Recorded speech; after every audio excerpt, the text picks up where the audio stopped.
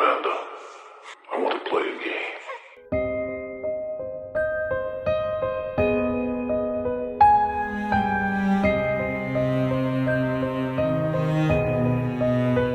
Hey horror freaks, welcome back to my channel. My name is Amanda. As you can see from the title, today's video is my spoiler-free review of the New Zealand psychological horror movie, The Rule of Jenny Penn. Originally, I was going to be doing a Bloody Axe 1 review that is coming out today in Shudder, but I was lucky enough to get an early screener of The Rule of Jenny Penn that is coming next week to Shudder. So I decided to watch The Rule of Jenny Penn. So I am going to be watching later Bloody Axe 1, but I don't think that I will be reviewing it, but just maybe venting my quick opinion on my social media.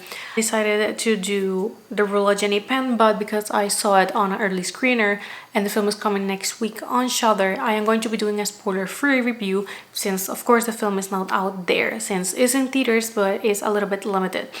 And I didn't get the chance to watch it in theaters, so this is why I'm watching it a little bit later. The film was officially released in theaters in the United States, New Zealand, and Australia on March 7, and officially coming to Shudder on March 28. And this is a spoiler-free review, meaning that I'm going to be quicker than my usual reviews. So this is going to be probably a short video, straight to the point. I am going to try my best to summarize this movie in a way that doesn't get any spoilers. So I am going to be just taking from synopsis and maybe adding a little bit, but not much. And then going straight into the review, the things that I like it and the things that I didn't, and my general opinion of the movie. So without anything else to say, let's get straight into the video.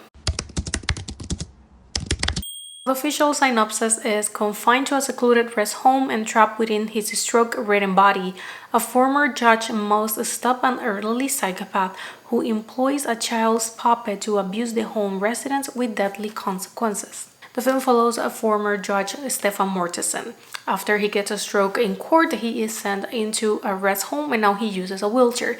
And while he is trying to get used to this new life, this is when he meets Dave Greeley, that is the guy with the puppet, and he is indeed a psychopath. He does whatever he wants and no one bats an eye, and he is abusive towards every single person on this home. And because Stefan is also a victim from Dave, he decides to take the matter into his own hands. And that is as much as I can say about the plot without saying anything at all.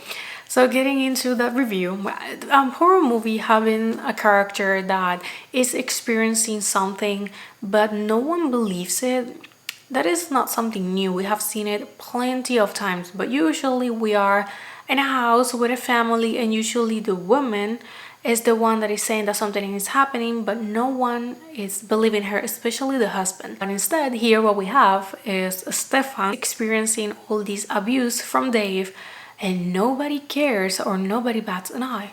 Like the workers here, they don't care about it. They are always blaming Stefan. And it's like Dave is an innocent man and he's always playing the victim. So it's infuriating. The film is able to evoke those feelings from you. You're going to feel mad, exasperated, annoyed. You're gonna get grossed out, since at the end of the day it's a film about elderly people. Something that is common is to see gross things. The film shows part of what it's like to get old. That is something that we have seen in plenty of movies, but here luckily the characters, they aren't just reduced to that. An example that I want to bring is The Front Room. The film is pretty recent, came out last year. It is now available on HBO Max. And it's about this woman that now has to live with her mother-in-law. And we see a lot of poop in that film. And they always do that with old people in movies. But here, luckily, we don't get that much. Just a little bit, so we get a little bit away from the usual stereotypes of old people in horror movies. When it comes to the psychological aspects, since at the end of the day this is a psychological horror / thriller, they play that pretty well. It's convincing. The performances, they are the best part of this movie. They are amazing, they are convincing. You can really hate his character and you're going to feel rage again. You're going to feel it because he provokes that. He's annoying as hell, that's for sure. And him with the puppet and him getting mad if he doesn't get his way. It's kind of a hard watch because of how convincing he is. But he did a fantastic job Honestly, the best part of the movie and what makes this film worth watching are the performances of the protagonists. When it comes to the cinematography and the sound effects and the soundtrack in general, they all work together and they encase the emotions that I told you, like being grossed out, that annoying feeling, being mad about what is happening and the fact that no one is doing anything. All those elements, they play along and they work perfectly. But unfortunately, the film is not perfect. The film, in my opinion, is a little bit too long. The film is 1 hour and 43 minutes. I honestly feel it could have been 20 minutes less. Unfortunately, at some moment the film starts to drag itself since it becomes monotonous and what is happening is repetitive. Since we have the same circle and the cycle of abuse and all of that, you're gonna get tired a little bit of it. And at some moment I decided to check and I had 40 minutes left of the movie and I was like, what else can you do here? I would have liked to see a little bit of backstory of the characters to fill those spaces instead of doing a repetition of what has already happened, but maybe just a different form of abuse. I would have liked to see a little bit more of the background and why they are the way they are and what is happening. I honestly feel that they could have developed a little bit more the characters in that sense, and the plot could have benefited from it. Or I would have made the film a little bit shorter. I feel that if they didn't want to develop the characters, they had to chop a little bit of the film. That is what makes it for me not perfect.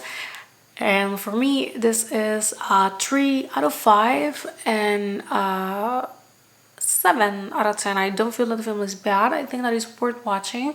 Only that definitely could have been a little bit shorter or give me more development, because there's so many things that I would have liked to know about the characters that they never talk about, and unfortunately, since I am spoiler free, I cannot go into specifics. But if you're interested in watching this movie, just know that next week, March 28th, is going to be officially released on the streaming platform Shudder. But I liked the movie, I enjoyed it, I felt rage, and the end was like, okay, finally this is done. For me, the ending was maybe a little bit predictable, just a little bit, but for the rest of the plot, I enjoyed it. I had a good time. I do not regret watching this movie, and I think that I could rewatch it at some time. So I think that with that I end the video. I am not used to not doing spoilers since they allow me to go a little bit more specific. I feel that I went over the surface, but the reality is that I don't know how to talk about a movie without giving specific spoilers, so that's on me. Sorry, but at least you got my general opinion of the movie. Let me know down below your thoughts if you watched the movie, if you liked it or if you didn't, and I'm going to see you guys on my next video. Bye. Game over.